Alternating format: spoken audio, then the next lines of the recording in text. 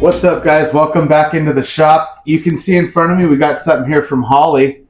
That's right, we got our Holley Terminator X kit for the LS Blazer build. And this right here is a very, very nice kit. It comes with everything we're going to need, guys, to get the engine up and running.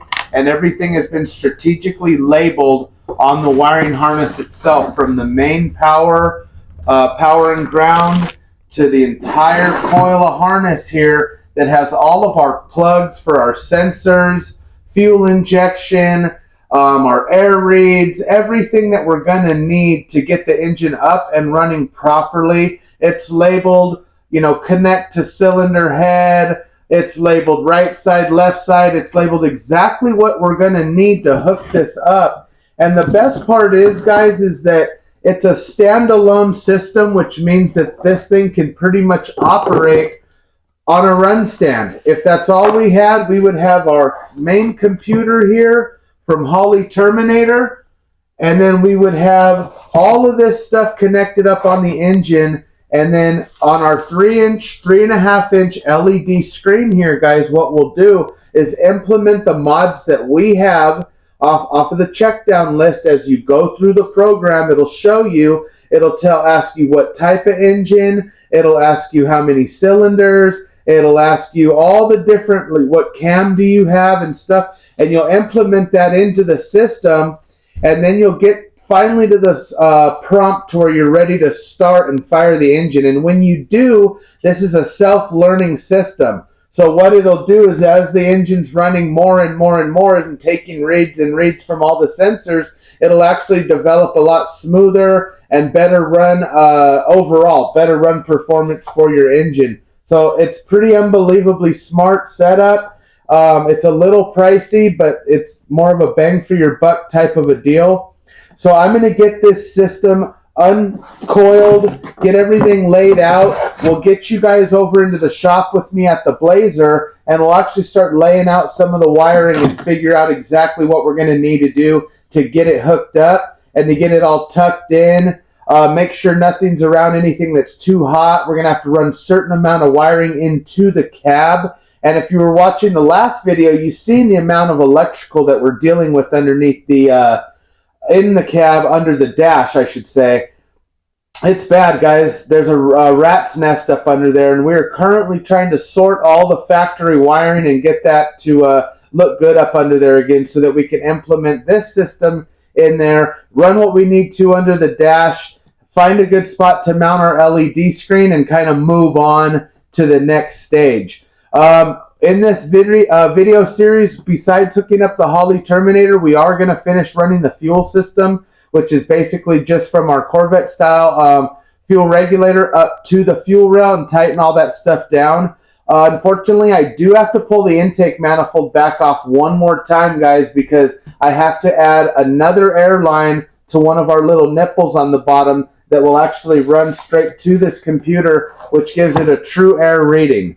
So not a big deal. We already know the torque sequence and everything like that. We went over that in an earlier video, so I'll just take care of that off camera, so that by the time you guys are in the shop with me again, we'll have that all buttoned up and we can just dive right into this Holley Terminator X kit. So let me go ahead, uncoil all this stuff, get it laid out. We'll get out to the engine and we'll start installing this kit. And who knows, maybe by the end of this video segment, okay, this might only be like a 2-3 part video series. Can we fire our LS engine? That's our goal here, guys. We want to get it up and running, get it back to the customer so they can get it to paint and body and some of the other stuff. Though we're still a long way away. We still have drive shafts. We still have to finish the whole rest of the braking system. I mean, there's a pretty good amount of things left in front of us to do. So standing here is not going to get it done, guys. Let's get out into the shop and get started. Thanks.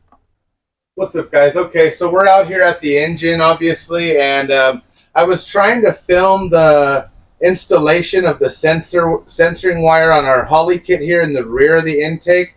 It was literally impossible for me to get the camera set up. And then since I had to pull the intake back off anyway to make a couple of connections for our sensor underneath, what I went ahead, guys, is I just landed the intake back on, because you already seen the torque process of that in the intake sniper video. I went ahead and I just hooked up the sensors, and then you can see all I've done is really just drape the rest of the harness over here to the side. But here's how we did it. Since we're using a semi-high ram, you know, there is one that tunnel, I believe the next one up is an even taller ram intake. I'm not sure how much bigger the tunnel is underneath, but we were actually able to run our cooling temp. We were able to do our IAC, and we were able to do our throttle position sensor, all running from underneath. And for me, that turned out a lot cleaner, guys. You can see how we routed this. I still got a cable tie up, get some little black cable ties and kind of make this wiring disappear a little bit. And then you can see the harness wiring, how nice it turned out. I do recommend you guys follow the instructions to the exact kit that you got. One of the things that I really wasn't paying attention to and just kind of started plugging stuff in is that these wires, let me show you, I'll show you over here. These injector wires are actually labeled, say injector 1 for cylinder 1. You absolutely have to have those plugged in correctly or it's never going to run right. Matter of fact, I heard it could be like real bad, you know, for initial startup if those aren't plugged in correctly.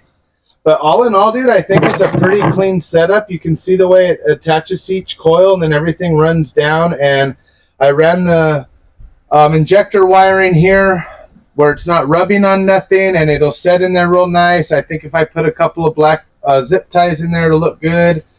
I still got to put a block ground, or these actually go to the heads, one on each side. So we'll just get our little, we'll figure out what thread bolt we need and just tap those or screw them right into the back of the heads. And then back here, we have our two, let's see, this one is injectors, where all the injectors connect. And then we obviously had the ignition, even and odd side. That all connects. You also have your oil pressure and cam sensor back there. That's all now plugged in. And the wiring is right now just basically, I wouldn't say stuffed, but it's just placed in the back here. Again, it's really hard to see. I turned out pretty clean so far, guys. We won't finish the rest of the wiring and actually put the computer and everything in until we have the front clip on so that we can land the front clip. Let's see, another thing I wanted to show you guys, like this sensor, for example, has to make it to the computer as well. And you can see it attaches coming out right here.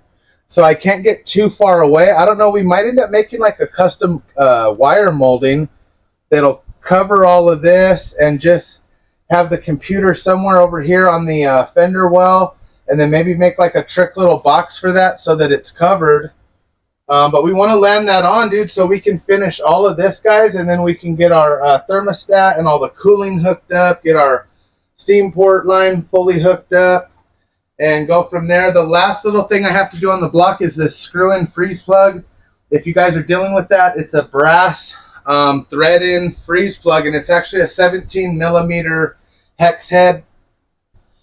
You can get a 17 millimeter bolt, and the bolt head will work to tighten that. And of course, I didn't have one, so I got to go get an Allen wrench. But it's looking pretty good, guys. That's going to wrap up the video on the electrical side for now. This will be part 1 of Holley Sniper install with the Holley EFI Terminator X system.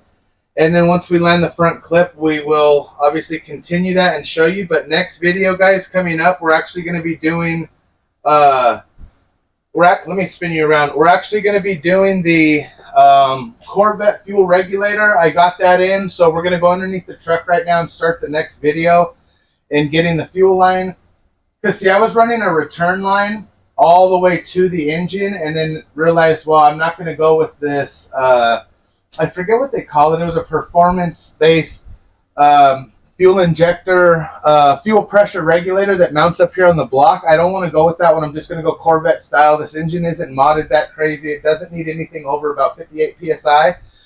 So I'm going to show you under there how we're going to cut out the return line we were running and just adapt that fuel pressure regulator, the Corvette style, right into the system and then get that fuel line hooked up. We'll clean up a little bit of the wiring and attach some things here.